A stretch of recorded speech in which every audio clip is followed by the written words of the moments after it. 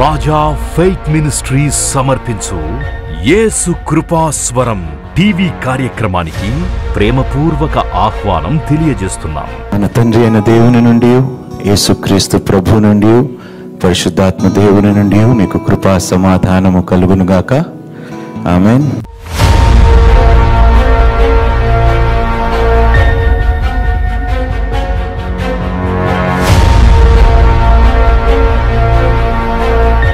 తండ్రి, నమ్మదగిన దేవ, మరొక్క మారు నాయన ప్రభువా, నీ వాక్యము మేము ధ్యానించుటకు వినుటకు మీరు ఇచ్చిన ఈ గొప్ప తరుణాన్ని బట్టి, కృపని బట్టి నాయనా నీకు వందనాలు, స్తుతులు, స్తోత్రాలు చెల్లించుకుంటున్నాం ప్రభువా.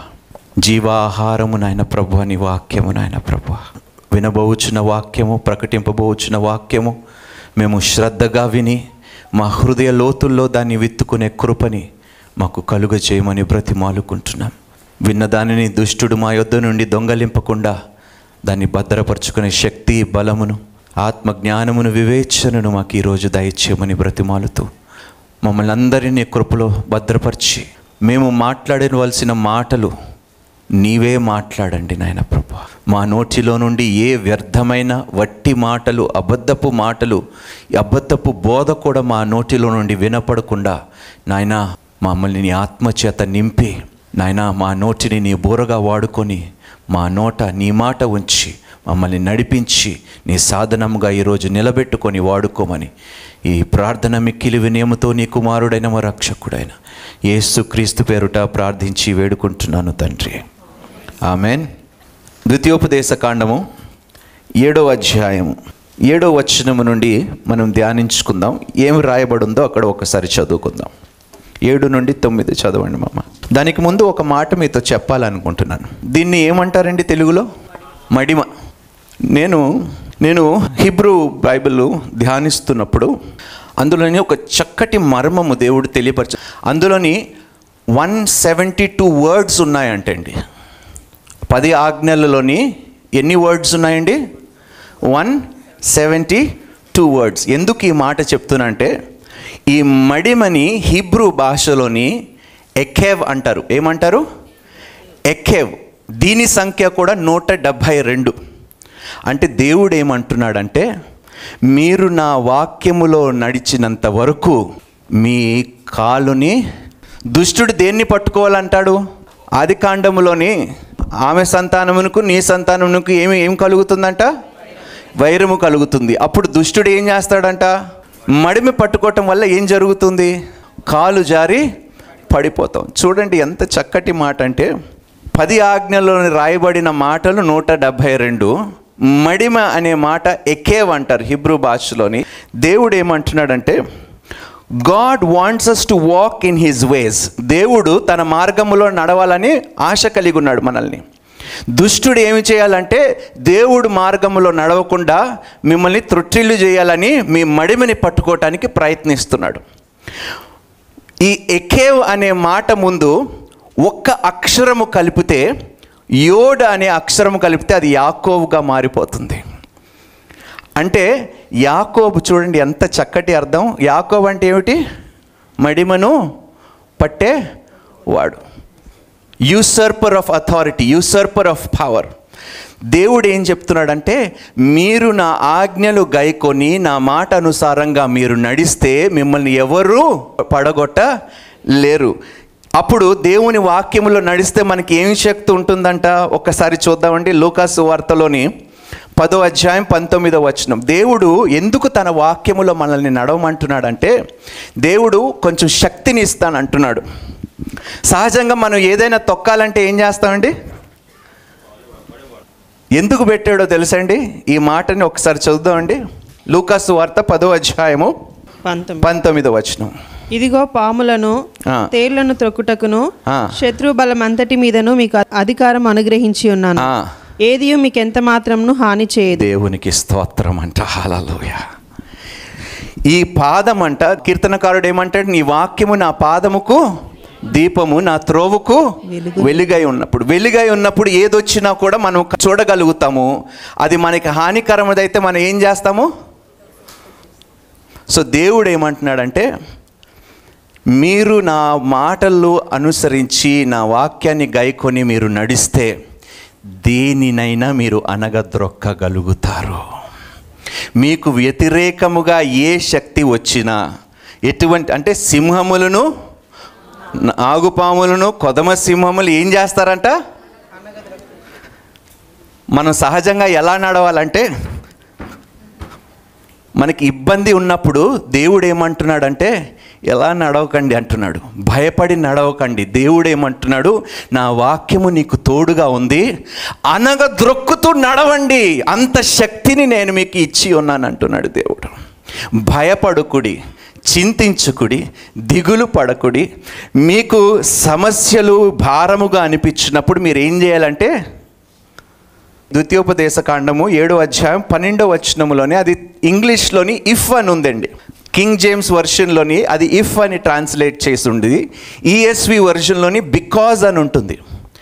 బికాజ్ అంటే హిబ్రూ భాషలో ఏంటో తెలుసా? మడిమ. ఏమంటారు దాన్ని? మడిమ. మడిమ అంటే ఏమిటి?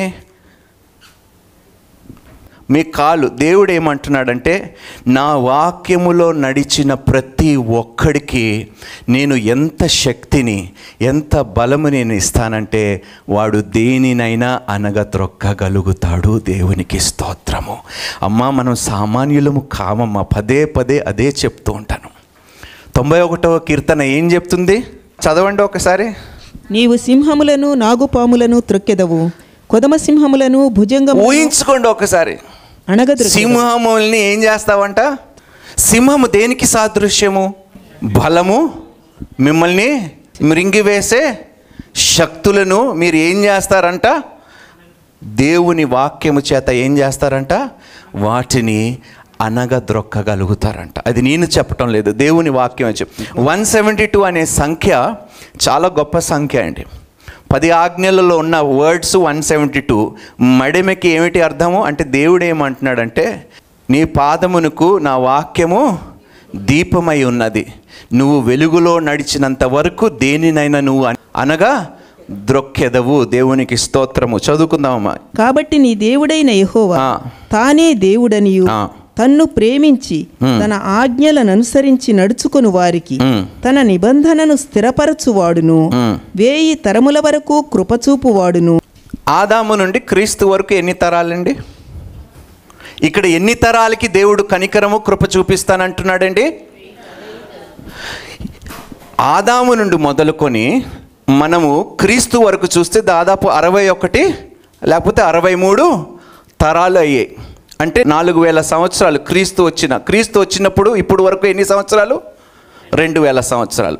61లో ఇంకొక 20 వేసుకోండి, ఎన్ని తరాలు అయ్యాయండి? లేకపోతే 30 వేసుకోండి, 90 తరాలు. కానీ ఇక్కడ ఎంతకాలం కనికరం చూపిస్తాడంటే దేవుడు?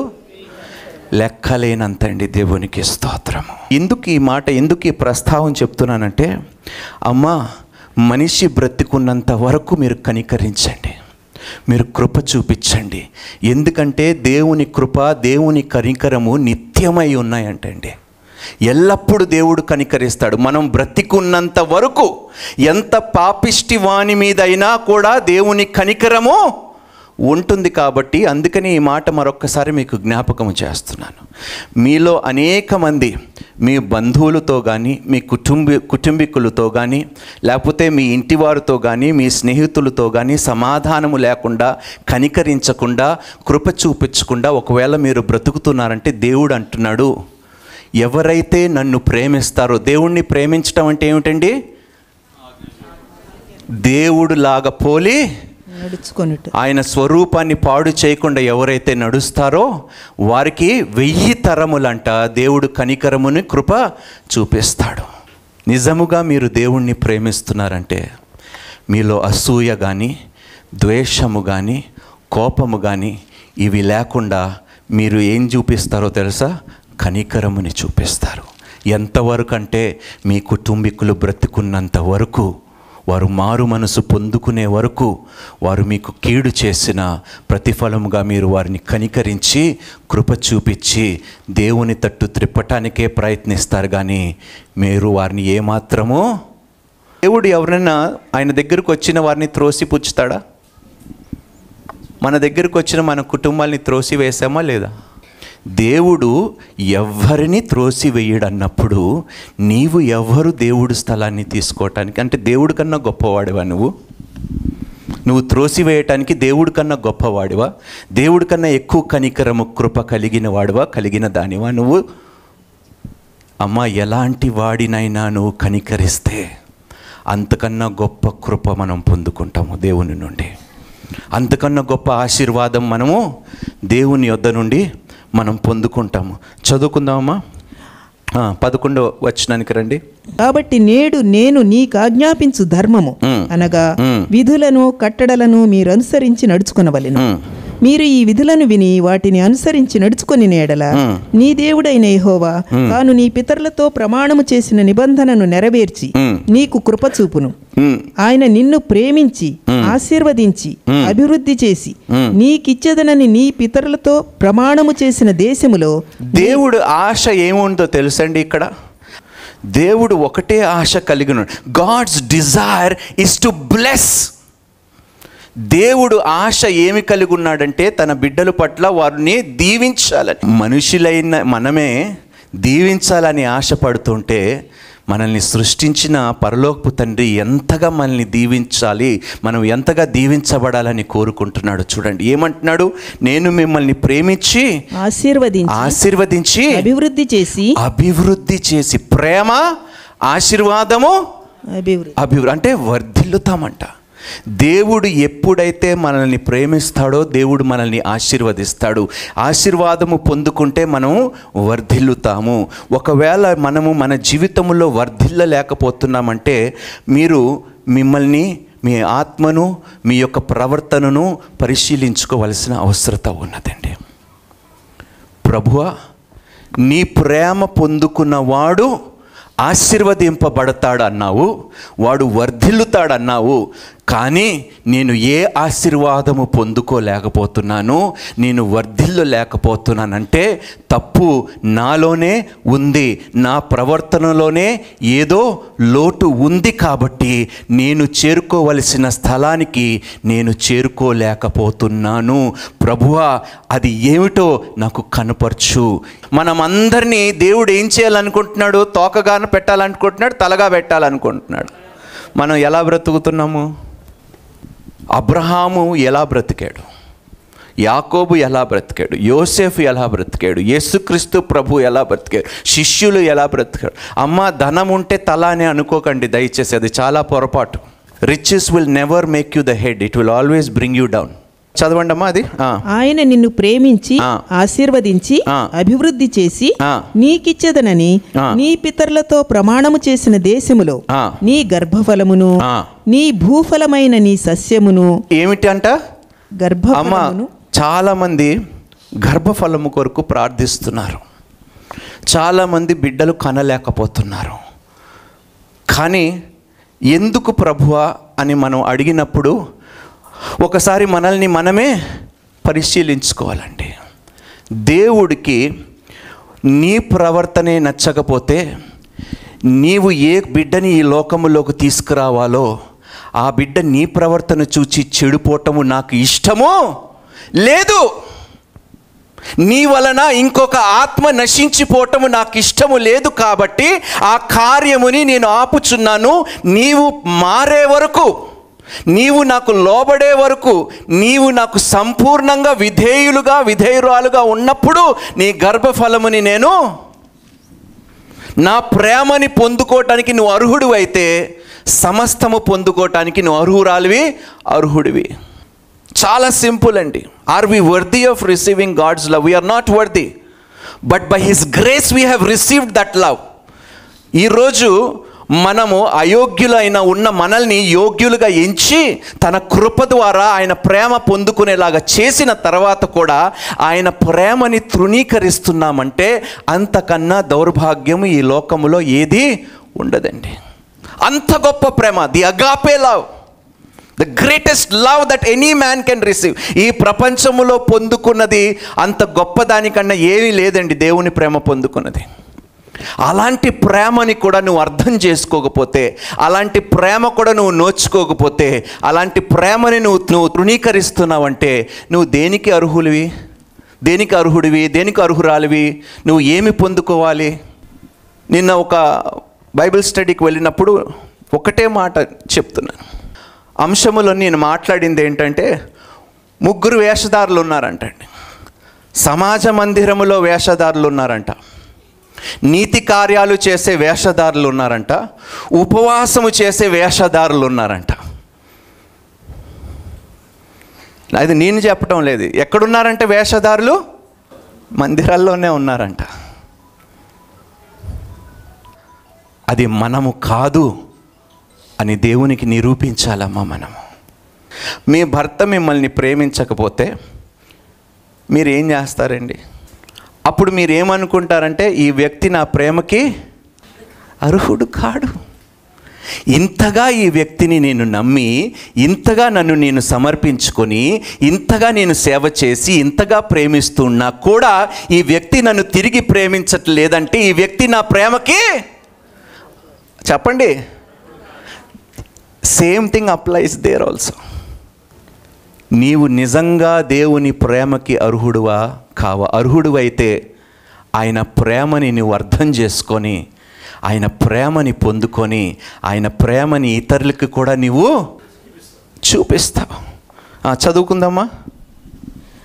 నీ ద్రాక్షారసమును, నీ నూనెను, నీ పశువుల మందలను, నీ గొర్రెల మందలను, మేకల మందలను దీవించును. సమస్త జనముల కంటే ఎక్కువగా నీవు ఆశీర్వదింపబడు. సమస్త జనుల కంటే ఎక్కువగా దేవుడు అబద్ధం ఆడుతున్నాడా? అంటే ఎంతసేపు డబ్బు గురించే.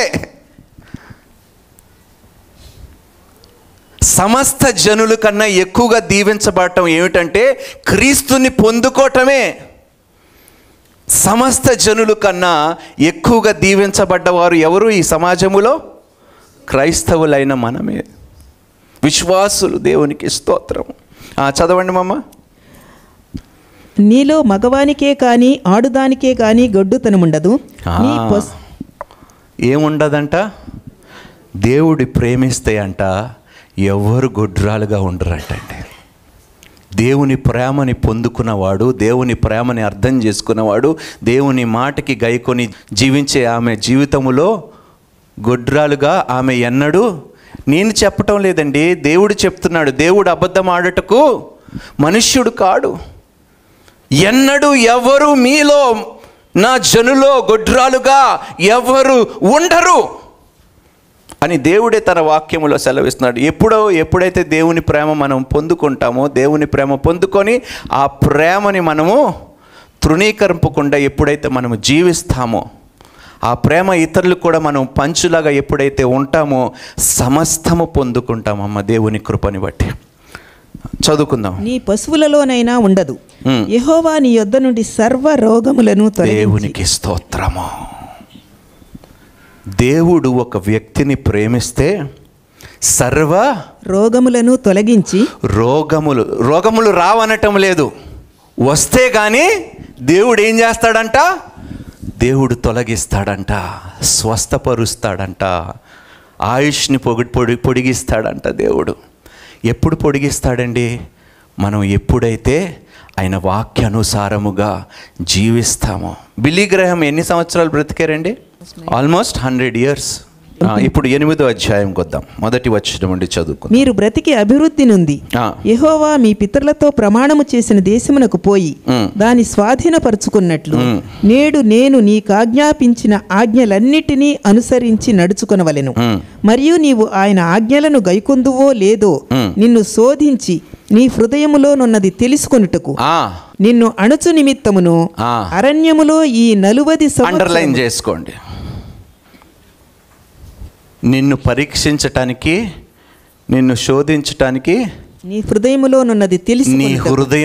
ఉన్నది తెలుసుకోవటానికి అరణ్యమైన పరిస్థితుల్లోని దేవుడు నిన్ను నడిపిస్తాడంట. అరణ్యములో చెప్పండి, నీళ్ళుండవు, అరణ్యములోని నీడ ఉండదు, దాచుకోవటానికి ఎక్కడ ఏమీ ఉండదు. ఎండ దెబ్బ నుండి మనం తప్పించుకోలేము, రాత్రి చలి నుండి మనం తప్పించుకోలేము. భయంకరమైన శోధనలోకి దేవుడు మనల్ని నడిపిస్తాడు. ఎందుకు నడిపిస్తాడో తెలుసండి? అక్కడే నీ నిజాయితీ దేవునికి తెలుస్తుంది. పరీక్షలు లేకుండా ఉద్యోగాలు పొందుకుంటే బాగుంటుందా? ఎందుకు? నేనంటాను పరీక్షల్ని తీసేయాలి. చదువు రాకపోయినా చదువు వచ్చినా వాడికి ఉద్యోగం ఇవ్వాల్సిందే. మీకు ఒక రూలు, దేవుడికి ఒక రూలు. నేను ఎందుకు ఈ మాట చెప్తున్నానంటే, పరీక్షలోని నడిపించకపోతే మన విశ్వాసం ఏంటో దేవునికి మనము తెలియపరచలేమమ్మా. అందుకనే మీరు ఏ పరీక్షలోని నడిపింపబడుతున్నారో తెలియదు, ఏ కఠిన పరిస్థితులను మీరు ఎదుర్కొంటున్నారో తెలియదు, ఎటువంటి ఎడారిలో మీరు ఉన్నారో, ఎటువంటి ఇబ్బందుల్లోని, ఇరకాటల్లోని, అప్పుల్లోని, అవమానాల్లోని, శోధనలో మీరు బ్రతుకుతున్నారో నాకు తెలియదు. కానీ మీరు అనవలసింది ఏంటో తెలుసా? ఈ సమయంలో శ్రమ కలుగుట. హల్లెలూయా. ఎప్పుడైతే నీవు ఆ మాట అనగలుగుతావో నీ పరీక్ష పాస్ అయిపోయి నువ్వు ఏం పొందుకుంటావు? దేవుని యొక్క ఆశీర్వాదము, దేవుని యొక్క దీవెన. యేసుక్రీస్తు ప్రభువు కూడా పరీక్ష పాస్ అవ్వాలి. మధ్యలో కానీ యేసుక్రీస్తు ప్రభు తను అప్పగించిన పని విడిచిపెట్టి ఉంటే మన పరిస్థితి ఏమిటి? యేసుక్రీస్తు ప్రభు ఎక్కడికి వెళ్ళాడండి? ఎక్కడ శోధింపబడ్డాడు? అరణ్యములో శోధింపబడ్డాడు. నీళ్లు లేవంట యేసుక్రీస్తు ప్రభువుకి, తిండి లేదంట యేసుక్రీస్తు ప్రభువుకి. మంచిగా ఆకలి మీద ఉన్నప్పుడు దుష్టుడు వచ్చాడంట. ఒకవైపు దుష్టుడు శోధిస్తున్నాడు, రెండు వైపుల శోధనలోని ఒకటే మాట అన్నాడు, సాతానా నీకు తెలియదా, ఇలా రాయబడి ఉన్నది, దేవుణ్ణి నీవు శోధించకూడదని. ఎంత గొప్ప మాట ప్రభువా. ఈరోజు నేను చెప్తున్నాను ప్రభువా, ఒకవేళ నా పరిస్థితి ఇంత దారుణంగా, ఇంత దీనంగా, ఇంత దరిద్రంగా ఉన్నదంటే నేను అర్థం చేసుకున్నది ఏంటంటే, నువ్వు నన్ను పరీక్షిస్తున్నావు ప్రభువా. నువ్వు పరీక్షలో పెట్టేవంటే ఆ పరీక్షని పాస్ అవ్వటానికి శక్తిని కూడా నీవే అనుగ్రహిస్తావు. నా దేవుడు మూర్ఖుడు కాడండి. నీవు చెయ్యలేకపోతే దేవుడు ఆ కార్యము నీకు అప్పగించుడు.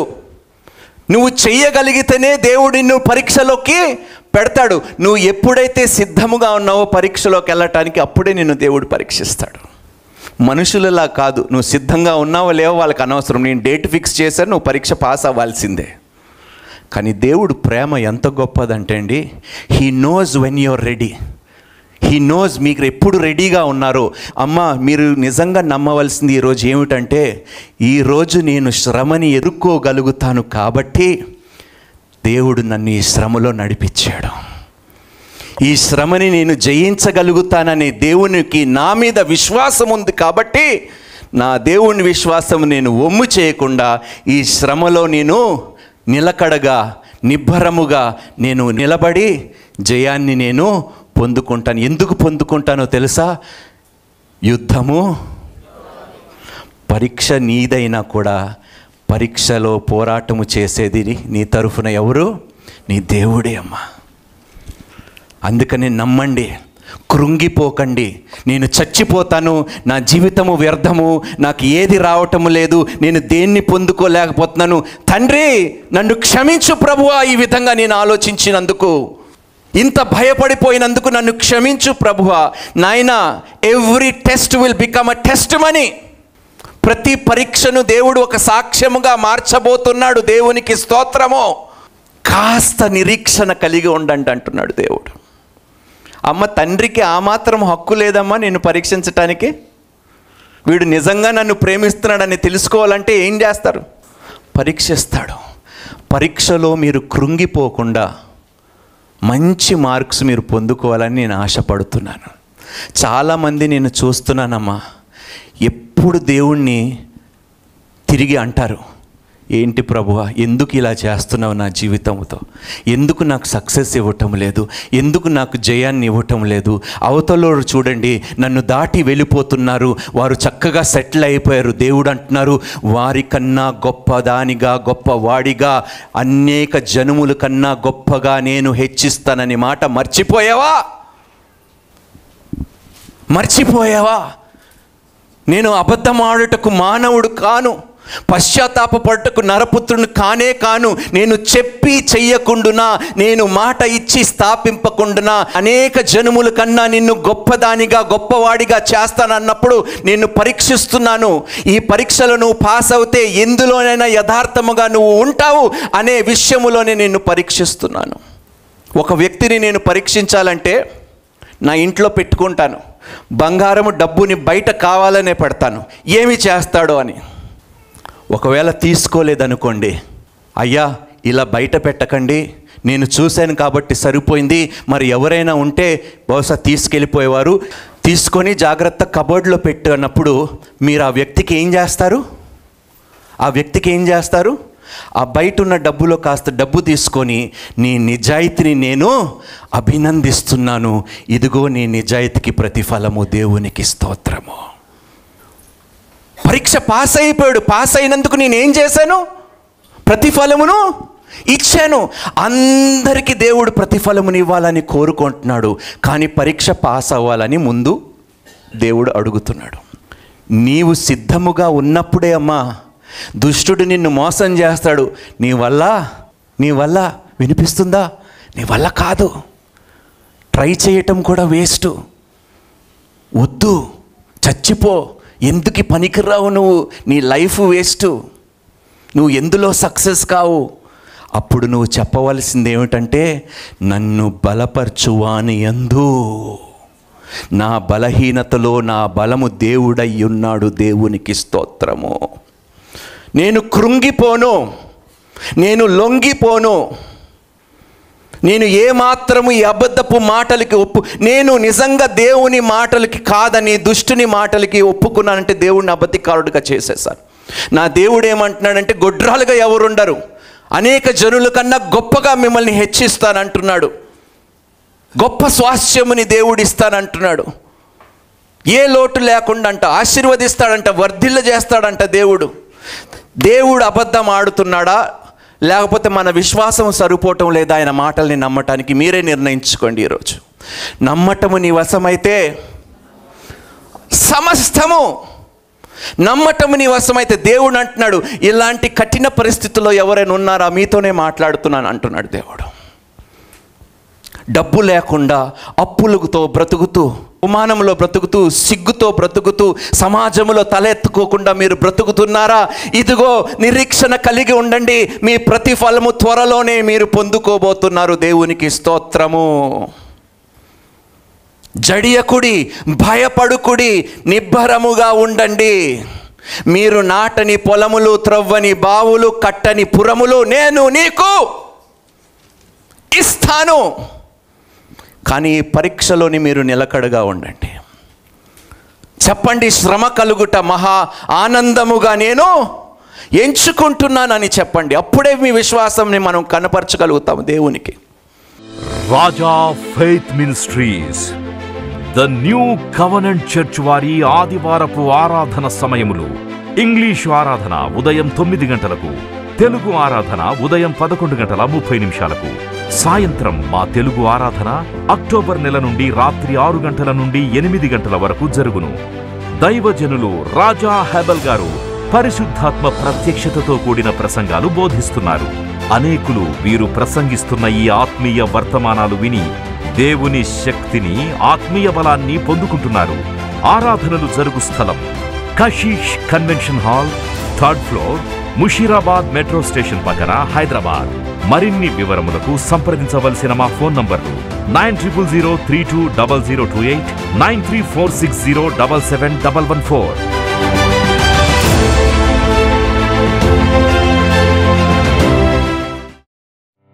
దైవజనులు బోధించిన మరిన్ని ప్రసంగాలను విని ఆత్మీయంగా బలపడాలని ఆశ కలిగిన వారు Raja Faith Ministries YouTube, Raja Faith Ministries Facebook, Raja Hebel Instagram, Raja Hebel RFM Twitter subscribe చేయండి, లైక్ చేయండి, కామెంట్ చేయండి, షేర్ చేయండి, ఫాలో అవ్వండి.